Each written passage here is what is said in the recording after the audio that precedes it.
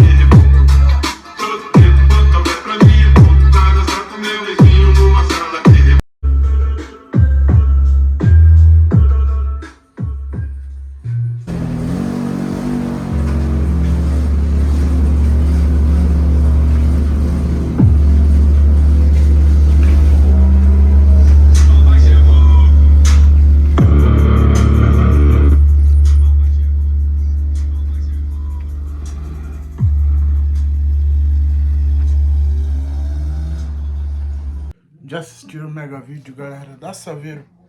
Eu pido para você deixar seu like e se inscrever. Essa semana vi várias notícias bem legais para vocês aí. É muita alegria que eu tô gostando de fazer esses vídeos para vocês. Então fui e tchau, tchau. E até mais, galera. Tchau, tchau. Até mais.